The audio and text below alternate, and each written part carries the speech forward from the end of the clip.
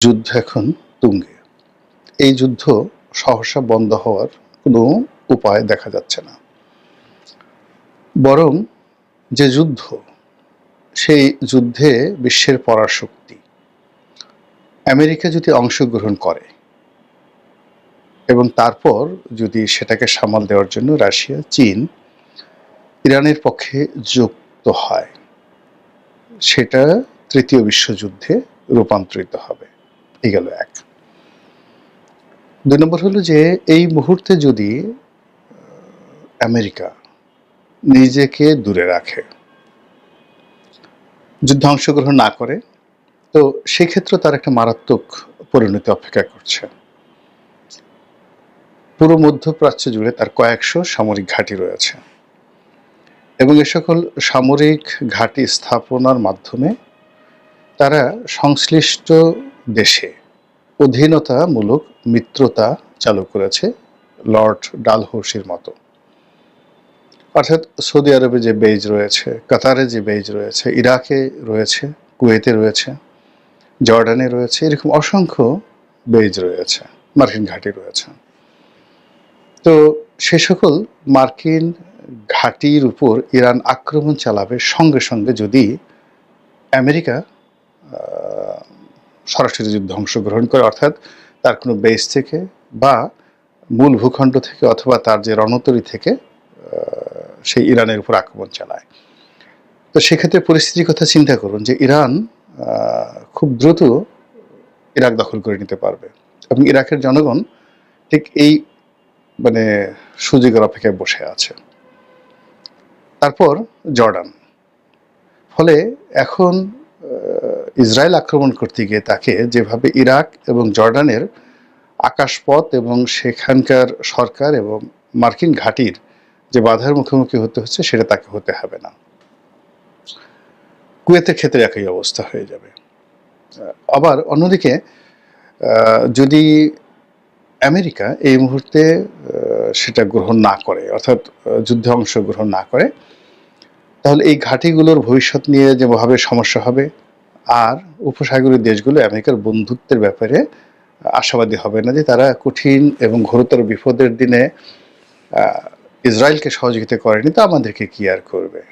এখন রূঢ় বাস্তবতা হলো যে ইসরায়েলের যে মজুদ, অভ্যন্তরীণ অস্ত্রের মজুদ, সেই অস্ত্রের মজুদ হাইয়েস্ট এভাবে যুদ্ধ চললে 8 থেকে 10 দিনের মধ্যে তা শেষ হয়ে যাবে।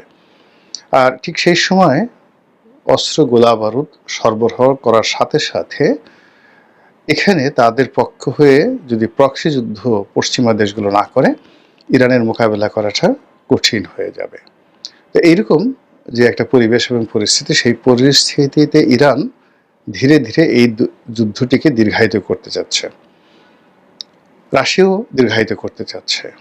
আবার অন্যদিকে এই যুদ্ধের ব্যাপারে আমেরিকা রাতারাতি সিদ্ধান্ত নিতে পারছে না। কিন্তু এই যুদ্ধকে কেন্দ্র করে নানা রকম যে দর কষাকষি অঙ্ক, সেই অঙ্কের ফলে বিশ্বের অনেকগুলো দেশের রিজার্ভ শূন্য হয়ে যাচ্ছে। অনেকগুলো দেশ একেবারে অর্থবৃত্তে ধনী হয়ে যাচ্ছে, বিশেষ করে রাশিয়া এবং চীন। আমেরিকা এবং পশ্চিমা দেশগুলো, তার সঙ্গে সঙ্গে আমাদের মতো দেশগুলো তেলের মূল্য বৃদ্ধি থেকে শুরু করে আরও অনেক কিছুর ফলে এখানে সর্বনাশ ঘটে যাচ্ছে। আপনারা ইতিমধ্যে জানাচ্ছেন যে আমাদের বাংলাদেশ যে তেল আমদানি করে, সেই তেল আমদানি করতে গিয়ে তাকে এই যুদ্ধের কারণে বাড়তি খরচ করতে হচ্ছে, যেটা বাংলাদেশের জন্য খুবই ভয়াবহ একটি অবস্থা। এখনো পর্যন্ত হরমুজ প্রণালী বন্ধ হয়নি। যদি হরমুজ প্রণালী বন্ধ হয়ে যায়, তাহলে তেলের মূল্য আরও বেড়ে যাবে। ফলে এই তেলের মূল্যের কারণে বর্তমান ইউনূস সরকারকে যে পরিমাণ ভর্তুকি দিতে হবে এবং যে পরিমাণ মূল্য বৃদ্ধি করতে হবে, যা আমাদের এই দেশের অর্থনীতি এই মুহূর্তে বহন করতে সম্ভব নয়। কিন্তু সমস্যা কিন্তু সেখানে নয়। আমরা আজকে যে বিষয়টি নিয়ে আলোচনা করব, সেটি হলো এই ইরান এবং ইসরায়েলের যে যুদ্ধ। এই যুদ্ধে ধরুন ইরানের পরাজয় ঘটল, সেক্ষেত্রে বাংলাদেশে কি পরিণত হতে পারে? আর ধরুন ইরান আর ইসরায়েলের মধ্যে আরও 2 মাস যুদ্ধ চলল, তাহলে কি হতে পারে? আর সর্বশেষ হলো, ইরান যদি পরাজিত হয়, আমেরিকা এবং ইসরায়েল যদি টিকে যায়, তাহলে কি হতে পারে আমাদের দেশের রাজনীতিতে? এখন যারা ক্ষমতায় আছেন, মানে ডক্টর মোহাম্মদ ইউনূসের সরকার, তাদের উপর পশ্চিমাদের একটা আশীর্বাদ রয়েছে, অর্থাৎ ইউরোপীয় ইউনিয়ন এবং আমেরিকার। যদি ইসরায়েল জিতে যায় তাহলে ডক্টর মোহাম্মদ ইউনূসের সরকারের ক্ষমতা বেড়ে যাবে, দীর্ঘায়িত হবে এবং তাদের সাথে একটা টুস শব্দ কেউ করতে পারবে না। সেক্ষেত্রে বিএনপির কপাল রীতিমতো পুড়বে। এই গেল প্রথম সমীকরণ। দ্বিতীয় সমীকরণ হলো যে after doctor Mohammad Yunus alternative হবে ভারত এবং আওয়ামী লীগ। আপনারা জানেন যে মোসাদের একেবারে ঘনিষ্ঠতম বন্ধু হলো ভারত। তো এক্ষেত্রে ইসরায়েলের জয় মানে ভারতের বিজয়। আর ভারতের বিজয় যখন হবে তখন তারা সংগতি কারণ এখানে আওয়ামী লীগকে রাজনীতিতে পুনর্বাসিত করতে চাইবে, শেখ হাসিনাকে এখানে ঢুকাতে চাইবে, অথবা যারা ক্ষমতায় থাকবে সেটা ডক্টর মোহাম্মদ ইউনূস কিংবা বিএনপি, তাদের সবাইকেই সীমাহীন আনুগত্য দেখাতে হবে ভারতের প্রতি। এটা হলো ইসরায়েল যদি জয়লাভ করে। অন্যদিকে যদি ইরান জয়লাভ করে যায়, ইসরায়েল নেই, তো সেক্ষেত্রে যেটি হবে আমাদের এই অঞ্চলে ভারতের প্রভুত্ব কমে যাবে। আমেরিকা নড়াচড়া করতে পারবে না আগামী কয়েক মাস কেন, বছরও এই অঞ্চলে তার নিজের দেশে ট্রাম্পের বিরুদ্ধে মানে মানুষ রাস্তায় নেমে আসবে তার এই ভুল সিদ্ধান্তের জন্য, এবং আমেরিকান ইকোনমি তছনছ হয়ে যাবে যদি ইরান বিজয়ী হয়। আর সেক্ষেত্রে ডক্টর মোহাম্মদ ইউনূস এবং বর্তমান সরকারের নাম নেওয়ার মতো মানে কিছু থাকবে না, পালানোর মতো কোনো জায়গা থাকবে না। এবং পুরো পরিস্থিতি, ইরান বিজয়ী হলে পুরো পরিস্থিতি অটোমেটিক্যালি চীন, ইরান, পাকিস্তান এবং সেই সমীকরণে বিএনপির একেবারে নখদর্পণে চলে আসবে। এখন যেভাবে এশরাক নগর ভবন দখল করে সেখানে মেয়রগিরি করতে চাচ্ছে, আর তখন সারা বাংলাদেশ বিএনপি যেভাবে বলবে ওভাবেই হবে। এখন সেই সুযোগটি বিএনপি কীভাবে কাজে লাগাবে, তার জন্যই বিএনপিকে এখন থেকে প্রস্তুতি নিতে হবে, ভীষণ রকমভাবে প্রস্তুতি নিতে হবে যে যদি সুসময় আসে সেই সুসময়টাকে কীভাবে কাজে লাগাতে হবে। আপনারা জানেন যে পর্বতে ওঠার সময় যতটা না সমস্যা হয় তার চেয়ে বেশি সমস্যা হয় নামার সময়। সিঁড়ি উপরে ওঠার সময় যতটা সমস্যা, নামার সময় কিন্তু শরীর ইমব্যালেন্স থাকে, ভীষণ রকম ইমব্যালেন্স থাকে। ওঠার সময় মানুষ পড়ে যায় না, কিন্তু নামার সময় মানুষ পড়ে যায়। তো কাজেই বিরূপ পরিস্থিতিতে বিএনপি বলেন, আওয়ামী লীগ বলেন, যে কোনো দলে রাজনৈতিক বন্ধন থাকে সুদৃঢ় এবং সেই রাজনীতি কখনো ভেঙে যায় না।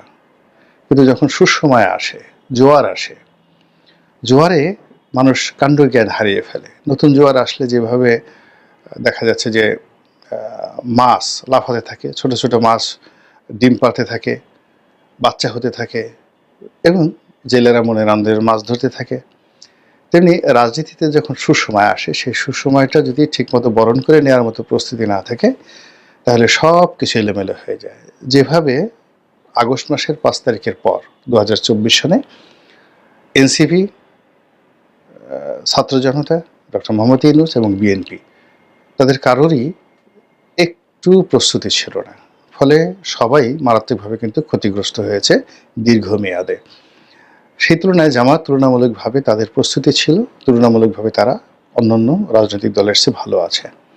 তো কাজে আবার যখন একটা সুযোগ আসছে বা একটা পরিবর্তন অনিবার্য, এই মানে ইরান এবং ইসরায়েল যুদ্ধের ফলে যে সমীকরণ আসে, সেই সমীকরণে কারোর জন্য গলার কাটা, কারোর জন্য ফুলের মালা, কারোর জন্য পৌষ মাস, কারোর জন্য সর্বনাশ। এখন যাদের জন্য সর্বনাশ তাদেরকে সর্বনাশের জন্য প্রস্তুতি থাকতে হবে, যাদের জন্য পৌষ মাস তাদের জন্য পৌষ মাসের পিঠা পুলি পায়েস খাওয়ার জন্য তাদেরকে প্রস্তুতি থাকতে হবে। তো যেটা বলছিলাম যে যদি ইরান বিজয়ী হয় তাহলে পুরো পরিস্থিতিটি বিএনপির হাতে চলে আসবে, একেবারে অ্যাজ ইট ইজ। ইলেকশন হোক বা না হোক, রাজনীতি চলুক বা না চলুক, পুরো দেশের কর্তৃত্ব তাদের হাতে চলে আসবে এবং এটা বড়জোর 15 দিন থেকে 1 মাস থাকবে।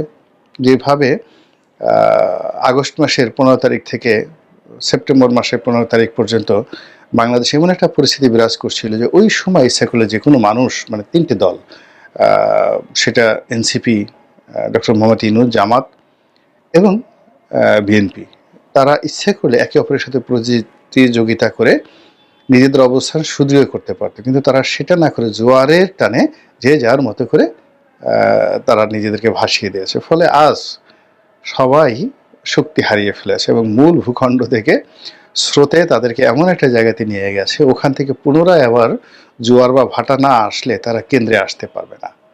ধরুন চাঁদপুরের মাছ, সেটা জোয়ারের টানে একেবারে সেই জোয়ার্তবঙ্গর থেকে আসে, তো চাঁদপুর থেকে সোজা সেই চলে আসছে ওই যমুনা ব্রিজের ওখানে সিরাজগঞ্জে। এখন সিরাজগঞ্জ থেকে যদি আবার ভাটার টান না হলে তো সে যেতে পারবে না চাঁদপুরে। তো এরকম অবস্থা, প্রতিটি রাজনৈতিক দল, ক্ষমতার অংশীজন যারা আছেন, তারা এই রাজনৈতিক জোয়ারে এমন একটা জায়গাতে চলে এসেছে যেই জায়গা থেকে আসলে এখন কেন্দ্রে ফেরা সম্ভব নয়। ফলে এই যে আগামীতে আবার একটা জোয়ার আসছে এই ইরান ইসরায়েল যুদ্ধকে কেন্দ্র করে, এবং সেই জোয়ারে সেইটা জোয়ার না, ঠিক সেটাকে ভাটা, কারোর জন্য ভাটা, আমাদের দেশের জন্য ভাটা, এবং সেখানে আবার সবাই গিয়ে একটা কেন্দ্রে মিলিত হবে, এবং ওর জন্য যার যত সুন্দর প্রস্তুতি থাকবে সে তত ভালো করতে পারবে। তো সেক্ষেত্রে যেটা যদি বললাম যে আমেরিকা যদি জিতে যায়, ইসরায়েল যদি জিতে যায়, তাহলে পুরো পরিস্থিতি ডক্টর মোহাম্মদ ইউনূসের নিয়ন্ত্রণে চলে আসবে। এখন সেই নিয়ন্ত্রণে তিনি যদি আনতে পারেন সব কিছু, সেনাপ্রধান বলেন, ক্যান্টনমেন্ট বলেন, বঙ্গভবন বলেন, বিপ্লবী সরকার বলেন, সব কিছু তার হুকুমে চলবে, এভরিথিং ফর 1 মান্থ। এখন তিনি সেটাকে কিভাবে কাজে লাগাবেন? যখন যেটা তিনি পারছেন না, তিনি এখন তার খুব রাগ হচ্ছে, এরশাকে গ্রেপ্তার করতে তিনি চাচ্ছেন, কিন্তু তিনি পারছেন না। কিন্তু ওটা তিনি পারবেন, এই যুদ্ধের ওই পরিস্থিতি যাকে ইচ্ছা তাকে তিনি ক্রস ফায়ারে ফেলে দিতে পারবেন, nobody will ask him. আবার যদি বিএনপির জন্য ঠিক সেম পরিস্থিতিটা তৈরি হবে, তারা যা ইচ্ছে তাই করতে পারবে যদি ইরান জিতে যায়।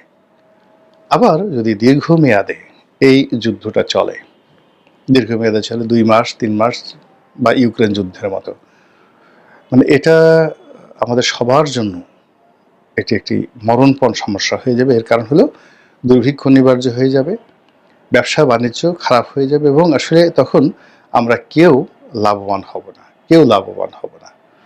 সুতরাং আল্লাহ রাব্বুল আলামিন তাই করুন যেটা আমাদের সকলের জন্য ভালো হয়। আসসালামু